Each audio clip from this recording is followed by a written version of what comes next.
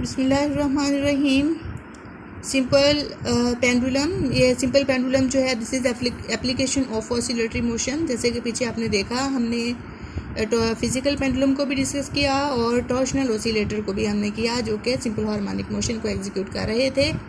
अब इसमें हम देखेंगे सिंपल पेंडुलम को। ये हम सिंपल पेंडुलम से के साथ तो हम छोटी क्लासेस से ही वाकिफ़ हैं, मैट्रिक में भी हमने देखा होगा सिंपल पेंडुलम को।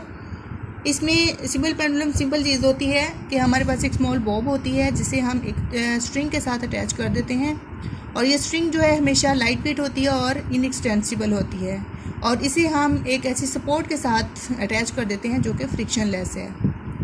अब इसमें अगर हमें ऑसिलेटरी मोशन को देखना हो तो हम पॉइंट ए से पेंडुलम को डिस्प्लेस करके पॉइंट बी तक ले जाते हैं। अब पॉइंट बी से क्या होगा कि यही सिंपल पेंडुलम जो है ये वापस मूव करेगा अपनी मेन पोजीशन की तरफ, और फिर मेन पोजीशन पे ड्यू टू इनर्शिया यहाँ से ये रीस्टोरिंग फोर्स की वजह से जो है वापस मेन पोजीशन की तरफ आएगा, लेकिन यहाँ पर ये रुकेगा नहीं, यहाँ से दोबारा जाएगा एक और एक्सट्रीम पोजीशन सी की तरफ। यहाँ सपोज सी है तो इस सी पोजीशन से वापस मीन की तरफ आएगा, मीन से फिर जाएगा बी पे, इसी तरह से बी और सी के दरमियान ये सिंपल हार्मोनिक मोशन जो है वो एग्जीक्यूट करेगा। तो ऑसिलेटरी मोशन यहाँ पर फॉर्म करेगा। तो इस तरीके से हम देख रहे हैं यहाँ पर कि जब हमने इसे डिस्प्लेस किया पॉइंट बी तक हम ले गए, तो यहाँ पॉइंट बी के ऊपर हम देखेंगे कि वेट जो है वो डाउनवर्ड एक्ट कर रहा है। यहाँ हमने इसे डिस्प्लेस किया है पेंडुलम को through a small angle theta. इसको हम यहाँ भी रिप्रेजेंट कर सकते हैं और यहाँ पर थीटा को रिप्रेजेंट कर सकते हैं। अब देखेंगे यहाँ इस पॉइंट पर जब ये पेंडुलम खड़ा है तो उस वक्त इसका जो वेट है वो डाउनवर्ड एक्ट कर रहा है mg।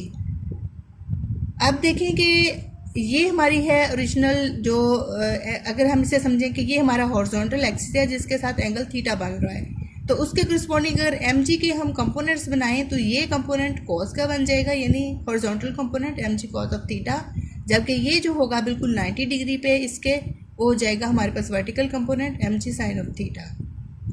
और अब जो टेंशन है वो अपवर्ड डायरेक्शन में t जो है वो एक्ट कर रही है।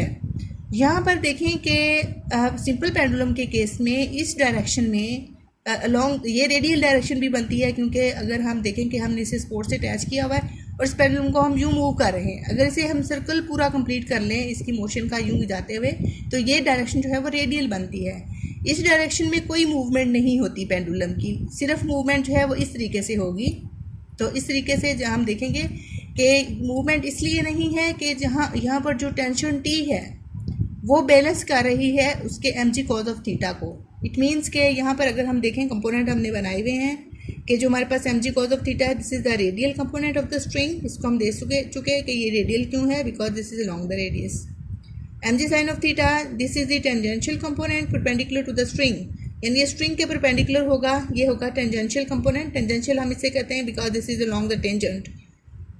तो इसलिए as there is no motion along the string, the component mg cos of theta balances the string tension, t will be equals to mg cos of theta। उसके बाद है the component mg sin of theta directed towards the mean position is responsible। जो अब ये mean position की तरफ हमें नज़र आ रही है, ये वाली जो mg sin of theta component है ये